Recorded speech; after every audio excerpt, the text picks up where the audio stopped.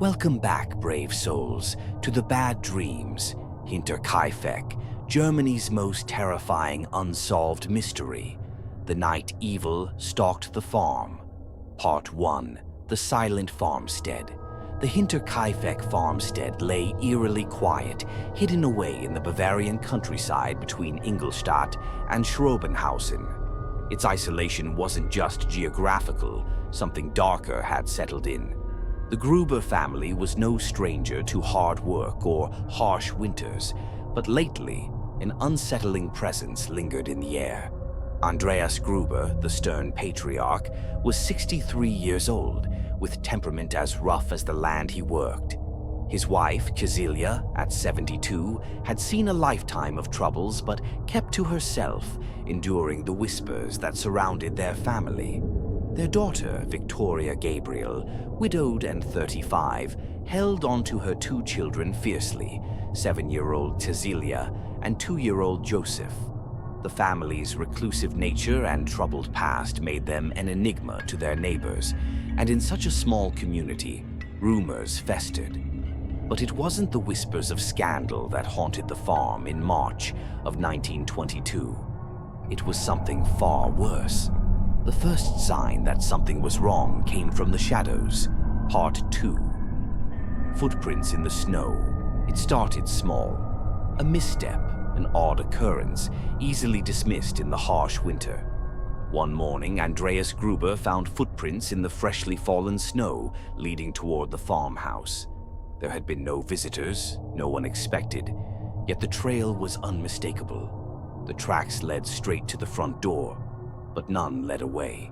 He stood there, staring at the footprints, a cold dread washing over him, more chilling than the biting wind. His rational mind urged him to think it was nothing, just a passerby. But the unease clung to him like the frost on the windows. That night, as the winds howled outside, something else stirred within the walls of Hinterkaifeck. Andreas heard them, soft shuffling sounds like footsteps coming from the attic. But every time he climbed the stairs, the sounds vanished. Silence. Only darkness awaited him, as if mocking his fear. Part 3. The unseen eyes' days passed, and the unease grew unbearable. Then the strange occurrences escalated. A newspaper no one had purchased appeared on their kitchen table. Items began to go missing. First small things, easily misplaced. But then the keys to the house vanished, and the doors no longer felt secure. The farm's former maid had quit, fleeing from the household, babbling that the place was cursed, haunted by something malevolent. The family brushed it off until the new maid, Maria Baumgartner, arrived, her first day destined to be her last. As Maria unpacked her belongings, the Gruber family tried to carry on with their daily routines. But all the while, they couldn't shake the feeling that they were not alone. Andreas's stern gaze constantly drifted toward the attic, while Victoria often stood by the windows, staring into the forest, sensing something watching. Every creak of the floorboards, every gust of wind rattling the old windows seemed more sinister than the last.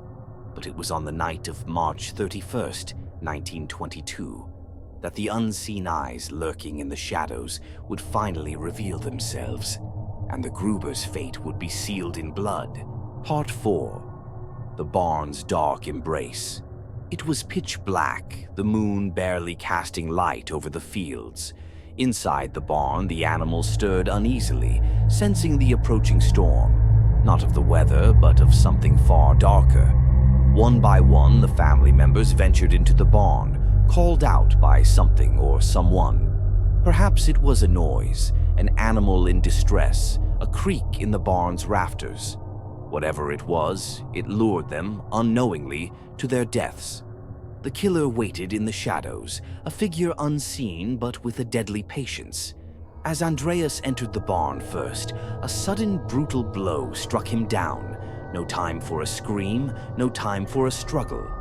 The mattock, a farmer's tool turned murder weapon, was swift, vicious, and final. The killer hid once more, lying in wait for his next victim. Part 5. No escape. Elder Cecilia followed soon after, her heart surely pounding as she stepped into the darkness.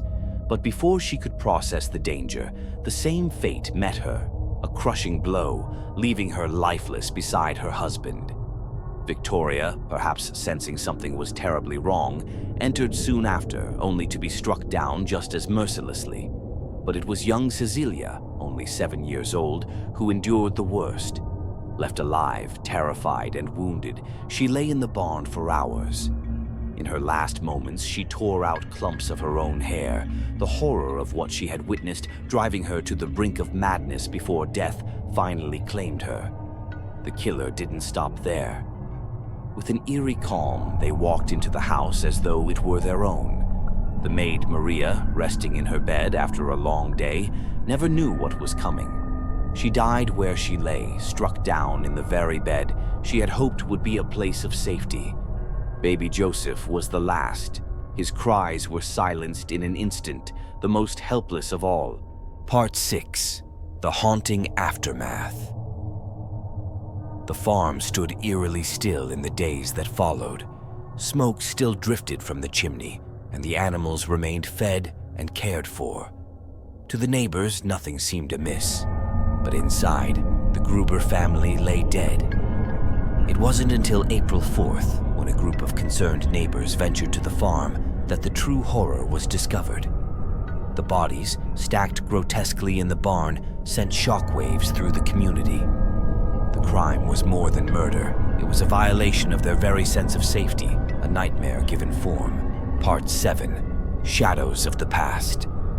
The investigation began, but there were no answers, only more questions. Why did the killer stay in the house, eating the family's food, stoking the fire, and feeding the animals? How could someone carry out such brutality and remain undetected for days? And why did no one hear the screams? As theories swirled, suspicion turned toward those closest to the family. Lorenz Schlittenbauer, the neighbor with a rumored connection to Victoria, acted strangely, handling the bodies and seeming too comfortable at the crime scene. Was it guilt or something more sinister? Some believed Victoria's dead husband had returned from the grave, consumed by rage and vengeance. Others whispered about the family's dark secrets, the rumors of incest between Andreas and Victoria. But no theory could explain the pure evil that had descended upon Hinterkaifeck. Part 8. The Unsolved Nightmare. The murders remain unsolved. The Hinterkaifeck farm was demolished the following year, but its ghosts never left.